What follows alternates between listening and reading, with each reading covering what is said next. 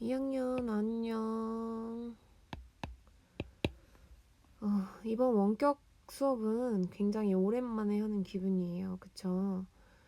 이 중요한 수능 직전의 시기에 여러분들은 잘 지내고 계실지 모르겠어요. 자, 우선은 이 수행평가, 마지막 수행평가를 위한 대장정을 떠나기 전에 제가 기쁜 소식 하나 전하겠습니다. 선생님이 원래 우리 2학기 초반에 열심히 마스코트와 캐릭터에 대해서 설명을 해드렸잖아요. 근데 여러분들이 활동지에 우선 여러 번 작성하기도 했었고 해서 논술형 수행평가의 시험 범위는 선생님이 이번에 나눠준 입체와 관련된 학습지로 하겠습니다. 와. 네, 물론 선생님이 이미 출석을 부르면서 한번 설명을 하긴 했지만 그래도 다시 한번 강조해서 말씀을 드리면 캐릭터와 마스코트에 관한 내용은 이번에 논술형 수행평가 범위로 내지 않았고요.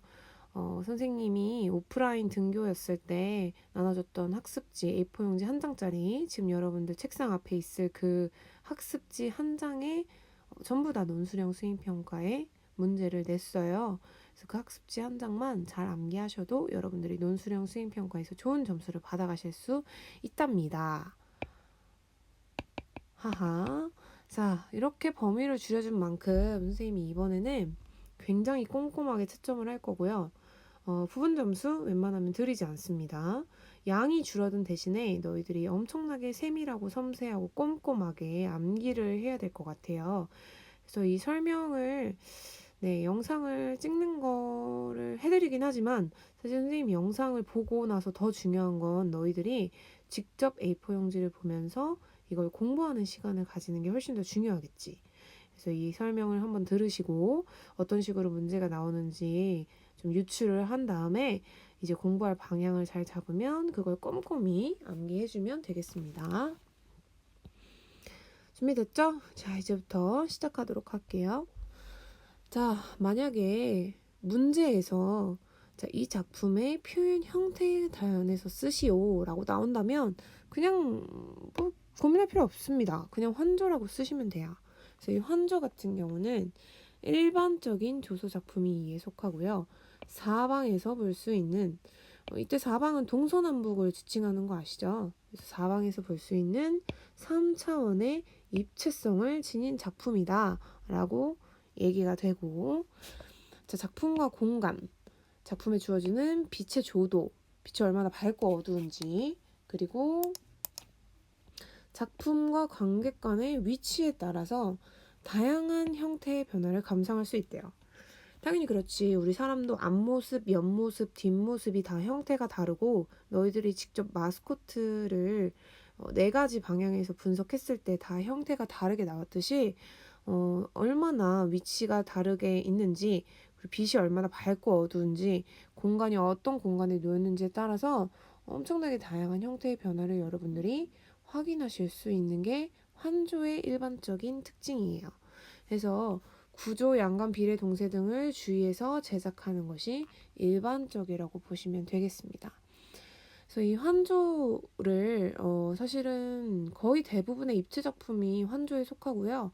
오히려 우리가 1학기 때 썼던 부조 같은 경우는 드문 경우라고 생각하시면 되겠어요. 그래서 우리가 일반적으로 입체 작품이라고 했을 때 상상할 수 있는 작품들은 전부 다 환조에 속한다는 거.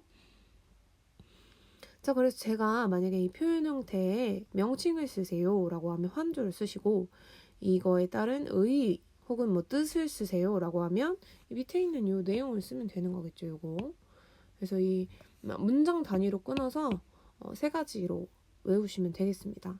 이게 선생님이 양이 줄은 대신에 완전 핵심 내용만 거의 집어넣었기 때문에 여러분들이 거의 다 암기를 하셔야 될 것 같아요. 그래서 이런 것들 잘 확인해서 꼭 써주시기 바랍니다. 요잇 요잇 요잇 이렇게 3가지 꼭 암기해주세요. 그 다음에 2번째, 만약에 선생님이 표현 기법을 물어봤다 이러면 무조건 소조라고 써주시면 됩니다. 아니 기본적으로 우선 선생님이 종이에 써있지 않은 내용을 문제로 낼 리는 없으니까 얘들아, 표현 기법을 물어봤을 땐 소조를 답하면 됩니다. 그래서 소조 같은 경우는요. 여러분들이 했던 그 천사점토로 만든 작업이 소조 작업이에요. 그래서 가소성, 이 가소성이란 일정한 힘에 의해 변형이 가능한 성질을 지칭하는데 이 가소성이 있는 물질을 안에서 밖으로 붙이거나 혹은 떼어내어 가며 표현하는 방법을 소조 기법이라고 해요. 우리가 천사점토가 말랑말랑하고 서로 접착이 가능한 재질이었잖아요. 그래서 이 소조는 아무것도 없는 마이너스 아니면 미안 제로 형태에서 이걸 막 이렇게 붙여가면서 우리가 이렇게 플러스 개념으로 붙여가면서 형태를 만들었잖아.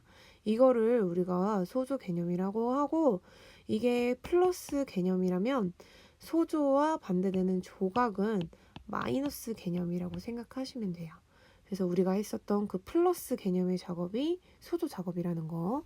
이런 가소성 이런 단어들은 좀 낯설어하는 친구들도 있으니까 눈여겨보시는 게 좋겠죠? 그 다음에 제가 아까 얘기했듯이 플러스적인 표현이기 때문에 안에서 밖으로 나가는 원심적인 표현에 해당합니다. 그리고 얘는 우리 천사점토 막 손으로 떼어서 붙였잖아요. 그리고 여러분들이 이쑤시개나 날카로운 도구 이용했을 때 선생님 막 거스름이 올라오니까 이거 조심해라 이랬던 거 기억나시죠? 그래서 손이나 도구의 사용 흔적이 그대로 나타나기 때문에 이것들이 빚어내는 마띠에르, 그러니까 즉 재질감을 살릴 수 있으며 마띠에르는 프랑스어고 재질감이라고 해요. 구상된 형태의 표현이 아주 자유롭다라는 거. 아무래도 조각 같은 거보다는 훨씬 더 사람들이 접근하기 쉽고 아주 원하는 형태를 자연스럽게 표현할 수 있다는 거, 자유롭게 표현할 수 있다는 게 소조 기법의 장점이죠. 그래서 이런 것도 역시 특징을 3가지로 여러분들이 탁탁탁 암기를 다 하시면 되겠습니다. 뭐 이렇게 그런 거 없어요, 얘들아. 다 암기해야 돼. 하나, 둘, 셋 이렇게. 그래서 표현 기법을 쓰시오라고 하면 소조 기법이고요. 그 다음에 만약에 표현 재료를 쓰세요라고 하면 왜 이렇게 나지? 표현 재료를 쓰세요라고 하면 이제 찰흙이라고 해주시면 돼요.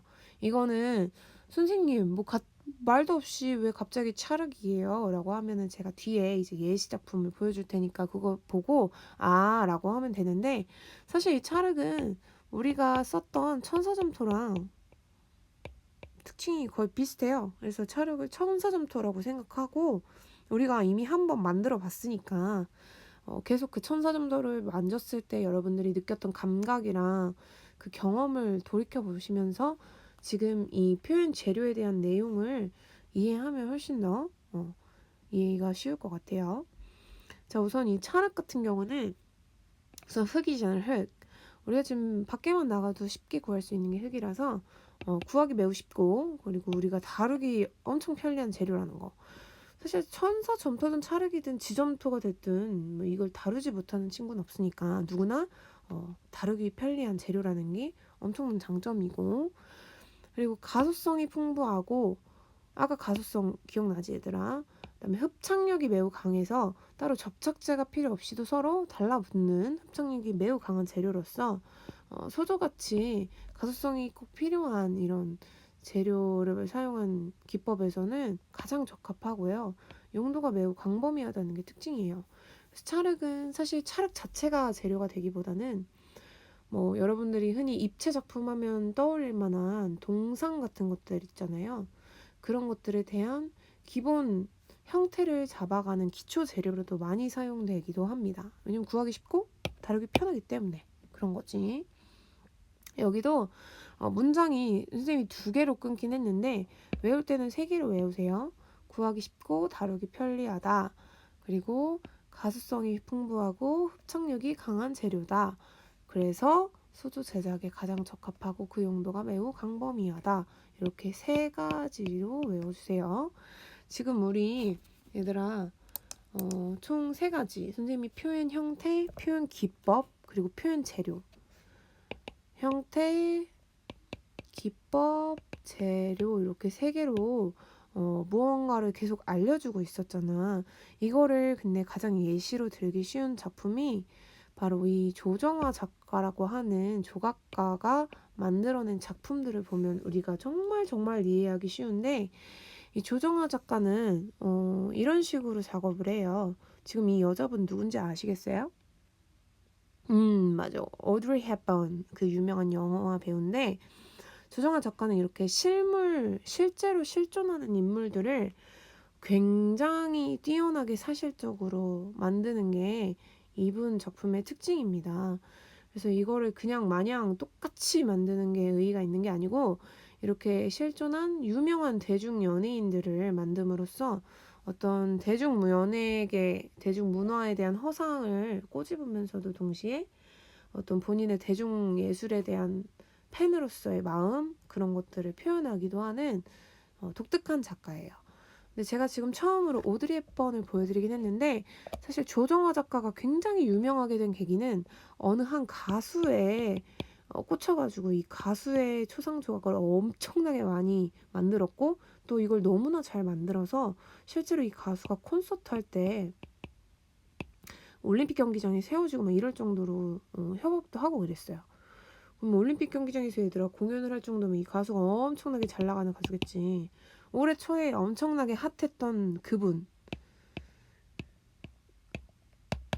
아시죠? 네, 바로 요분에 대해서 조각을 너무 많이 만들어서 조정아 작가가 유명해졌어요. 이게 얘들아 조각이야, 조각. 물론 이 결과물 자체는 재료는 찰흙이 아니긴 한데요. 제가 아까 얘기했다시피 기초 재료는 찰흙으로 조성이 됐기 때문에 만약에 이 작품을 갖다 놓고 표현 재료가 뭐야? 라고 하면 찰흙을 쓰셔야 되는 거고, 표현 기법이 뭐야? 하면 소조를 쓰셔야 되는 거고, 이건 지금 사방으로 다 돌려볼 수 있는 입체적인 형태잖아요. 그럼 이거의 표현 형태는 뭐야? 라고 하면 환주라고 대답을 하셔야 되는 거예요. 이런 식으로 비, 깡, 굉장히 유명한 작가예요. 그래서 이 조정아 작가의 대중문화에 대한 어떤 본인의 허상을 얘기하고자 했던 거와 동시에 팬심을 얘기한 그런 작품을 우리가 보면서 총 3가지로 구분할 수 있어야 된다는 거 꼭 잊지 말고 알아두셨으면 좋겠습니다. 안 그러면 선생님이 이거 못 쓴 친구들은 제가 연말에 깡 공연을 시킬까 봐요. 우리 마침 12월 말에 그 소명 성장 나눔의 날도 있고 작은 음악회도 있잖아요. 그때 한번 깡 공연을 시켜버릴까봐. 잘 외우세요. 아셨죠?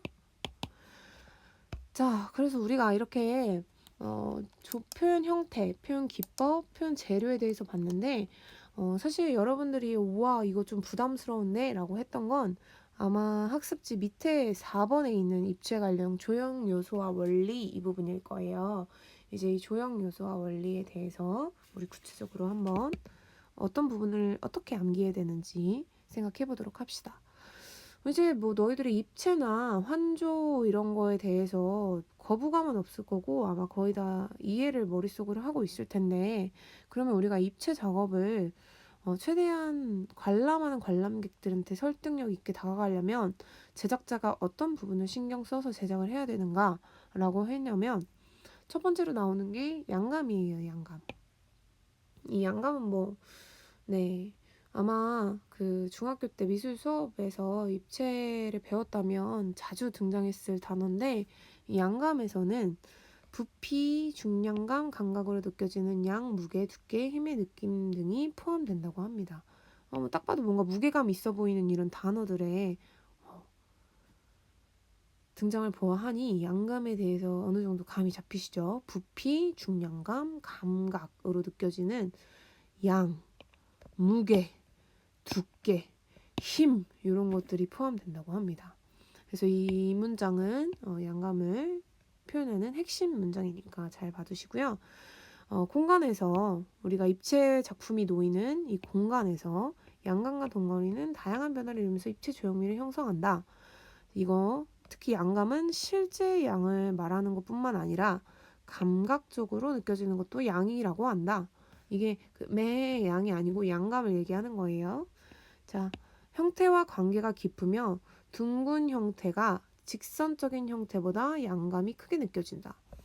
이 말이 잘 이해가 안 되는 친구들은 진짜 직감적으로 얘기를 하면 이렇게 뭔가 둥근 튀어나오는 형태들이 이렇게 직선적으로 굉장히 똑 떨어지는 것보다 훨씬 더 무게감이 많이 느껴지잖아요. 그래서 이런 둥근 곡선적인 형태가 직선적인 형태보다는 양감이 더 많이 느껴진다는 뜻이에요. 그래서 이 양감은 입체의 느낌이다. 그리고 조소는 직접 물질의 덩어리로 표현하는 것이므로 작품이 있다는 말은 바로 양감을 지녔다는 말이 되기도 합니다. 그래서 얘들아, 이 첫 번째 문장이랑 요거 세 번째 문장 있죠.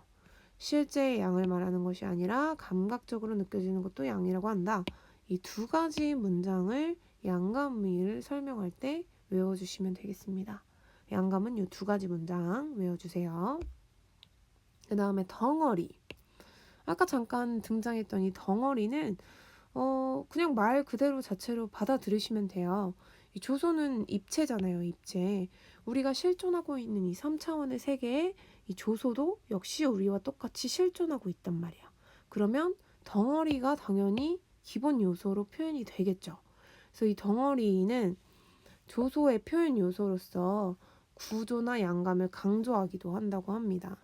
그리고 덩어리가 만약에 불확실하다 이러면 당연히 우리한테 이 3차원적인 느낌이 많이 떨어지니까 입체적인 느낌이 결여되게 느껴질 테고, 모든 형체는 크고 작은 덩어리에 의해서 구성된다.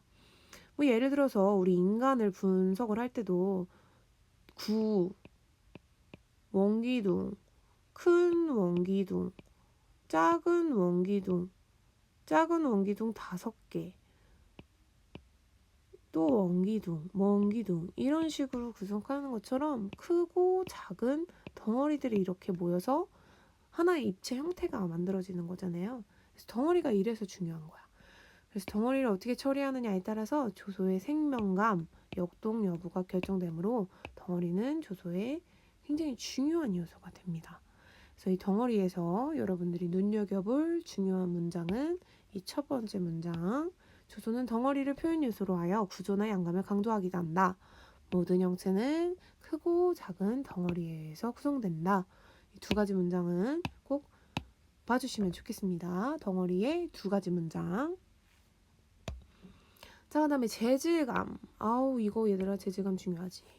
이 재질감은 사실 질감하고 거의 비슷한 개념이긴 한데, 재질감만이 지니고 있는 특별한 내용이 뭐냐면, 이 재질감은 재료마다 가지고 있는 독특한 표면적인 느낌이에요. 재료만 가지고 있는 독특한 표면적 느낌. 재료가 지닌 여러 가지 성질과 느낌이 작품의 형태나 의미를 통하여 적절히 드러날 때 효과는 커집니다. 자, 만약에 재료가 금속인 재료랑 우리가 봤던 뭐 찰흙 같은 재료랑 비교했을 때 이게 느낌이 전혀 다르잖아요. 만약에 똑같이 사람을 만들어도 금속으로 만들었을 때랑 찰흙으로 만들었을 때랑 완전 느낌이 다를 거야, 그치? 그래서 금속으로 만들면 되게 인위적이고 인공적인 느낌이 날 거고, 찰흙으로 만들면 뭔가 자연스럽고 뭔가 자연 친화적이니까 아무래도 훨씬 더 우리한테 익숙한 그런 느낌이 들 수도 있겠지. 그래서 이런 재료들마다 가지고 있는 독특한 표면적 느낌으로 작업이 많이 달라지기 때문에 이 재질감이 입체 작품에서 굉장히 중요한 거예요. 그래서 여러분들이 굉장히 중요하게 느껴야 될 재질감의 두 가지 문장. 재료마다 가지고 있는 독특한 표면적인 느낌, 재료가 지닌 여러 가지 성질과 느낌이 작품 형태나 느낌, 의미를 통해 적절히 드러날 때 효과가 커진다. 요 첫 번째 문장이랑 작품의 표현에 교정되는 결, 그리고 표현의 대상에 대해 촉감에 의한 재질의 특성을 나타낸다. 이 두 번째 문장까지, 이 두 가지 문장은 꼭 잘 외워두세요. 그래서 이 재질감에 관련된 아주 유명한 설화 하나 있잖아요. 우리 입체 작업이랑도 역시 연관이 깊은 되게 유명한 신화인데, 이 그림 혹시 보신 적 있으신가요? 이 그림은 그 프랑스의 제롬이라고 하는 화가가 그린 작품인데, 사실 아시는 분은 아실 거예요. 그 유명한 피그말리온이라고 해서 그리스 로마 신화에 등장하는 한 남자 조각가가 있습니다. 그래서 이 남자 조각가는 본인이 원하는 이성적인 여성상을 이제 조각 작품으로 만들었는데, 이 조각 작품밖에 사랑할 수 없었다고 해요. 다른 인간 여자들은 뭐 일련의 사건들로 인해서 사랑할 수 없었대. 그래서 이 조각상을 너무너무 사랑하게 돼서 이 사랑과 생명의 여신이었던 아프로디테, 혹은 비너스라고 불리는 여신에게 이제 축제 때 열심히 기도를 한 거지. 제발 저 아름다운 여인, 저 내가 만든 아름다운 조각상을 살아 숨쉬는 여인으로 만들어주세요. 라고 열심히 기도를 했대요. 거기에 감동한 여신이, 아르프르테 여신이 그 조각상을 실제로 갈라테이아라고 하는 여인으로 만들어줬고, 피그말리온이 이 조각상이랑 행복하게 잘 살았습니다. 짝짝짝 하는 아름다운 사랑 신화인데, 이 갈라테이아가 진짜 조각상에서 여인이 되어서 두 분이 열렬히 예, 사랑을 하고 있는 장면이에요. 근데 이 제롬이라고 하는 화가가 사실 이 작품을 여러 번 습작을 통해서 많이 연습을 했었는데 두 가지 작품이 유명해요. 근데 하나는 앞모습이고 제가 지금 보여드리는 건 이거 뒷모습이잖아요. 이게 뒤에 이제 그려진 그림인데 이게 엄청나게 드라마틱하고도 아름다운 장면이라 사람들한테 많은 지지를 받았고, 또 이 갈라테이아가 뒷모습으로 있으면서 오히려 사람들이 뭐 궁금증이나 호기심을 자극해가지고 더 관심을 많이 받았다고 해요. 근데 아무튼 이 피그말리온이, 이 아저씨가 피그말리온일 거 아니야? 이 피그말리온이 자기가 사랑하는 이 갈라테이아라고 하는 가장 이상적인 여인을 상상해서 만들었을 때 이 사람은 사랑에 빠질 정도로 굉장히 사실적인 여인을 조각한 거잖아요. 그럼 이 여인상, 이 여인 입체를 만들 때 어떤 조형 요소와 원리를 가장 신경 썼겠어? 그치, 당연히 아무래도 선생님이랑 방금 봤던 재질감을 엄청나게 신경을 썼을 거야. 그치? 왜냐면 아니 제가 사랑하는 여인인데 표면이 누가 봐도 이게 돌 같으면 아니 사랑이 느껴지겠어요? 똑같은 나와 같은 인간이라고 느껴져야 아무래도 서로 사랑할 수 있었겠지. 그래서 아마 이 피그말리온은 갈라테이아를 제작할 때 재질감을 엄청 신경 썼을 것 같아요. 그래서 지금 이 조각상, 이 갈라테이아의 모습만 봐도 이쪽은 아직 조각상인 거 보실 수 있죠. 점점 여자로 되고 있잖아. 그래서 이 재질감이 얼마나 중요한지 이 작품이 보여주는 내용을 여러분들이 분석할 수 있으면 좋겠어요. 그래서 이런 피그말리온 설화에서는 아마 재질감을 중요한 표현 요소로 잡고 갈라테이아라고 하는 여인 조각상을 제작했을 것이다. 이 입체 작품을 제작했을 것이다. 이렇게 알아두시면 좋을 것 같고요. 뭐 이 제롬 화가의 그림만 따로 설명을 더 덧붙이자면 여기 뭐 아주 재밌는 요소들이 많아요. 뭐 화살을 쓰고 있는 큐피드의 모습이라던가 여기 두 이 연인의 미래를 암시하는 듯한 이 이상한 가면과 메두사의 방패 뭐 이런 것들은 좀 부정적인 미래를 암시하는 것 같다고 해석하는 사람들도 있어요. 그래서 이런 작품들 아주 재밌지? 우리 나중에 고3 때 미술 비평과 감상 과목을 하게 되면 이런 작품들 조금 더 봅시다. 아무튼 이런 피그말리온 설화나 신화 속에 나오는 모습을 가지고도 사실 입체 작품은 설명할 게 너무 많거든요. 그래서 우리 다음 영상으로도 피그말리온 설화에 대해서 조금 더 얘기를 덧붙여서 선생님이 설명을 하도록 할게요. 이렇게 첫 번째 장에 대해서 제가 오늘 설명을 마치도록 하고 이제 다음 두 번째 영상에서 두 번째 페이지 설명을 시작하도록 하겠습니다. 자, 두 번째 영상에서 다시 만나요. 안녕.